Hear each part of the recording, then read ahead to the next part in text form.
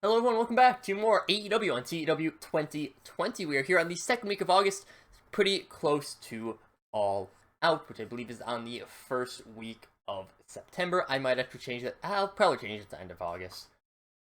If things sound a little bit different, I have recently gotten a very overhauled new setup, so that is why. But anyways, back to what's happening on the game. We start off with the BTE intro, as always. Then we have the best friends seen at a diner, where they're talking about how Brutality Inc. is going to target them and how that they are outnumbered. So Chuck suggests that they need to get more backup, but Trent doesn't know who they could possibly get. But the first answer seems to drop by when Kylie Ray shows up, asking the three what they're talking about. They quickly discuss that, and ask if Kylie wants to be their friend. And Kylie, after a bit of worried thinking, mainly because that means going against Brutality Inc., agrees to be friends with them. So yeah, we have Kylie Ray in the best friends. I think that fits out really well. Then we have Sting walking backstage. He's approached by his trainees. Three of them ask what they're going to do coming up, and Sting admits that he doesn't really know. Seems to irritate Andrew Everett especially, who storms off saying that he joined AEW to make something of himself, and he's doing nothing with Sting. Lee Johnson and Griff Garrison try to stop him, but Sting stops those two, saying that Andrew Everett has the right to be angry, and Sting will do what he can to get them in a better position on the card. This is a group that I probably should do more with, especially because Sting very good on the mic. I am a fan of Andrew Everett in the ring, so let's have to see how things go from there. To start off dark, Fergal Devitt defeats Jake Hager. Britt Baker defeats Diamante. Big Swole defeats a debuting Alexia Nicole.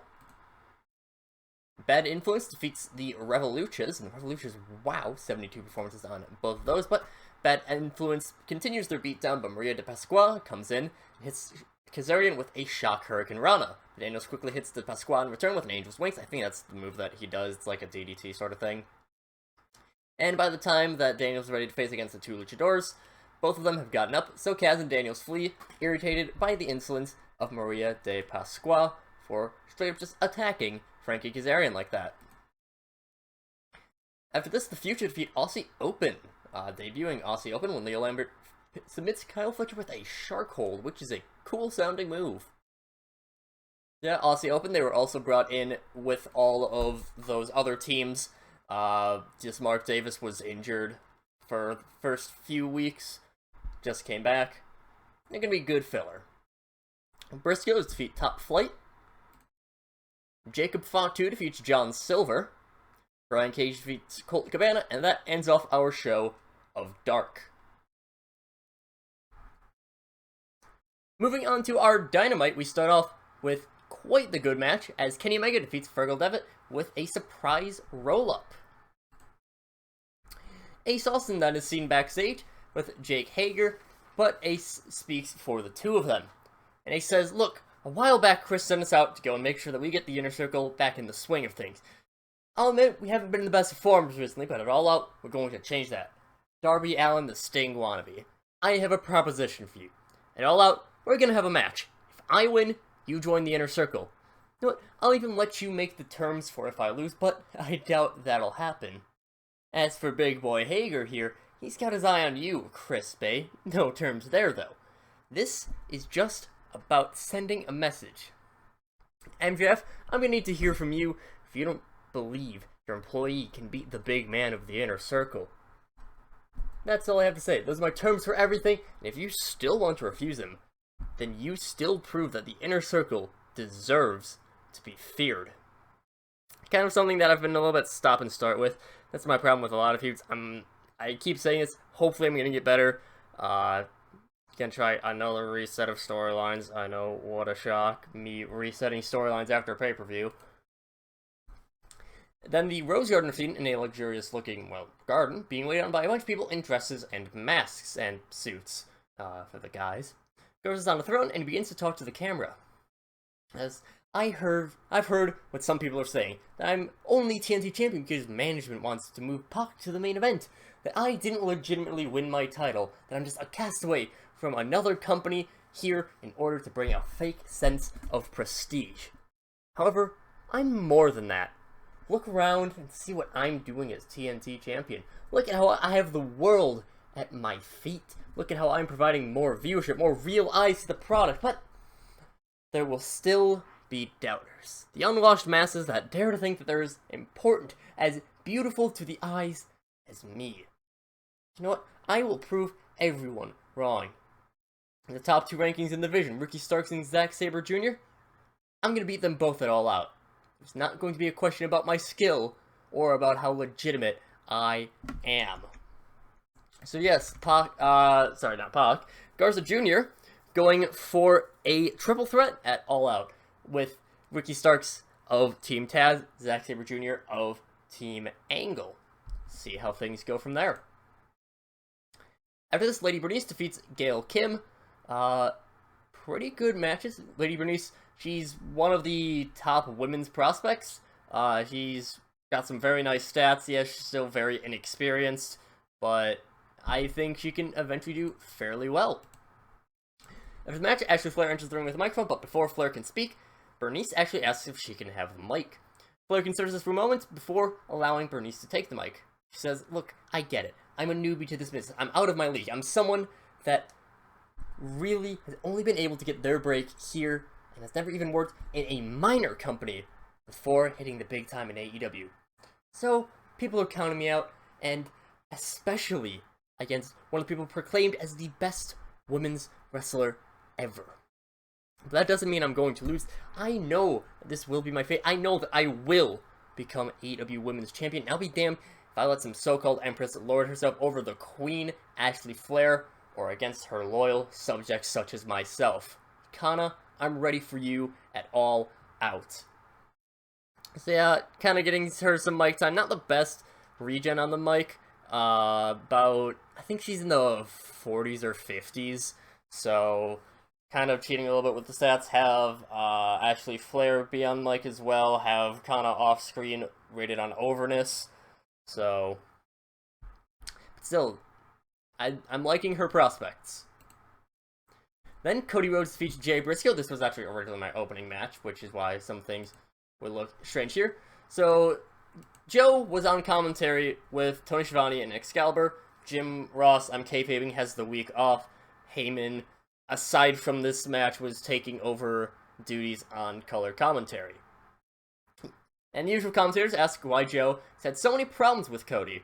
And Joe just generally explains that he thinks that past few years, he's been forgotten, he's been overlooked, and going after an EVP is his best shot of people remembering how dominant of a force he was and still is. Of course, pretty much since his NXT days, he's kind of been a little bit underutilized, mainly due to injury. Not really something in Joe's control, just unfortunate injuries, but now he's like, alright, you know what? It's my time. I'm gonna go out there, he's gonna prove why he's one of the best indie wrestlers ever. He didn't do the best in WWE. Gonna try to do amazing work here in AEW. Following the match, Joe casually gets up from commentary and starts yelling at Cody, saying that Cody needs to learn to stay in his lane, stick to running the company. Cody refuses, saying into a mic handed to him that he is the best, that he is someone that didn't found AEW for the prestige. He didn't found it because he wanted the money. He founded it because he loves the business and wants to do everything for the business. And Joe responds that, hey, what I'm about to do is also for the business. And he rushes in, beats down Cody, has a coquina clutch in, a bunch of road agents come out. So, a lot of our retired wrestlers, they're coming in, they're helping out. So, finally officially actually started this storyline between Cody and Joe. It's been one that's been going on since Double or Nothing. In some ways, it's not really been at the forefront, but now officially being made into a story. This one definitely going to continue on past All Out, even though I do plan for them to have a match there at the pay-per-view. After this, we see MJF in the VIP's lounge with a serious look on his face. He says, "Well, Coda, looks like your little friends are having their own difficulty. Sure, both of them won their... Oh, whoops, I spelled the wrong one. Both of them won their matches, but they're going to be indisposed for the pay-per-view, aren't they? I mean, not that it would matter. As I've already said, it's going to be a cage match, but you are going to see Kenny fall before you. You're going to see Cody fall before you. All your friends in this company are going to drop like flies, one by one. Hell, they already have to an extent. Kenny's a broken man. Cody's washed up. His family is a bunch of jobbers. You've got no one, Coda. I've got the world at my back. I have every fan of wrestling behind me because I am what sells tickets. I am what sells pay-per-views, not some Japanese guy that doesn't have a personality. By the time I'm finished with you, you're going to want to return to New Japan, and you're going to want to not win any titles there either. But, again, apologies if this is a little bit of an iffy one. Again, new setup, getting used to the new keyboard, and lots of typos, and also just been busy in real life, so. After this, Renee interviews Tully Blanchard about Midnight Dynamite's title match against The Vision tonight. And Tully just says, these guys have worked hard for it. Sure, having our chance now might be a bit of misfortune. After all, we got skipped over by the Young Bucks because they had a hissy fit. The reason we're skipping over the Lucha Bros on the ranking is because Phoenix got injured, and he's gonna be out for who knows how long. I mean, I've read the report, website's 6 months, a year, maybe more. I mean, we don't know when he's going to be back. We're going to make the most of our opportunity, and we're going to beat the Vision. We're going to defend against the Lucha Bros, we're going to defend against Proud and Powerful, Eddie Kingston, Jon Moxley. We're going to win those titles, and we're going to show everyone what real wrestling can look like. So, of course, in our rankings right now, the Lucha Bros are the #1 rank. However, Rey Fenix, when was that exactly? I want to say it was before Double or Nothing. Phoenix tore his quad, so he is out for a while. That was back. Yeah, that was a few months back in game. I don't exactly know how long, but Rey Fenix, he's out. So it's promised that once Heyman's promised that once the Lucha Bros are recovered, they will have their title shot when they want. They're next in line. It's just they can't actually go in right now because Phoenix is injured.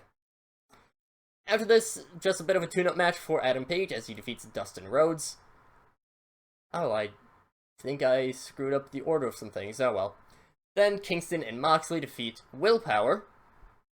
Yeah, they don't work well as a team. They're poor chemistry, but hopefully with enough experience we can get that up. After this, the cameras quickly cut to the parking lot where Brutality Inc. is just beating the absolute hell out of the best friends, including Kylie Ray. Pac is sitting on top of a car with a kendo stick in hand, and he talks to the camera. He says, Garza, soon enough I'm going to break your legs. Don't worry, I won't forget about you, but first, let's talk about these best friends.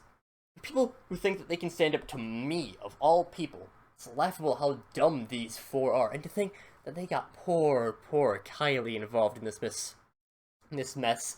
I'm sure she wishes she quit again from AEW. Maybe she'll quit again now. Maybe I'll make her quit again. Who knows? It is particularly fun to crush the hopes and dreams of people as upbeat and carefree as these four.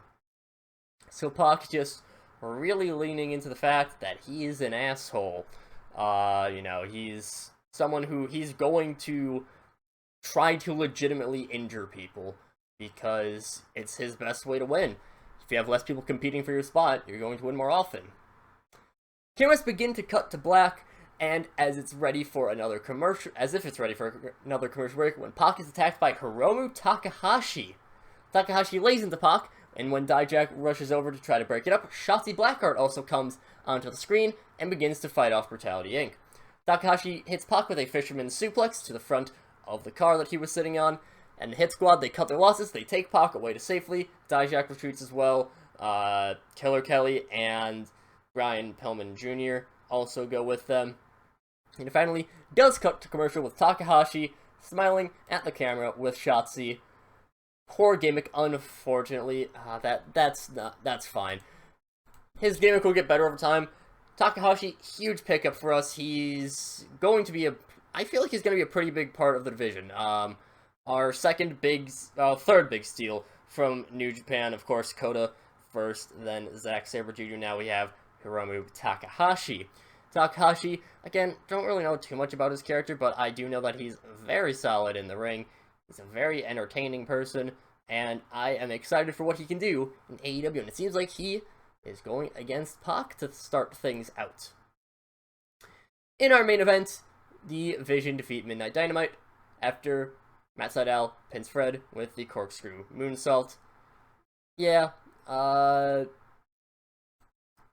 bit of a bland way to end the show. 73 rating, not the best, but I do think that I think right now I have it set up so that it's the first weekend of September that we have All Out. I believe I'm going to move that to the last of August, just because I think that's when it normally is. I had just moved it back the one because of the series that started in August, and I will probably do a State of the Universe after All Out, just at the beginning of September. See how things are going in the world, because there are quite a few interesting things going on in some of the major companies, but we will leave that for, well, we'll leave that for when it actually happens, but we'll leave you with being prepared for the next week of Dark and Dynamite.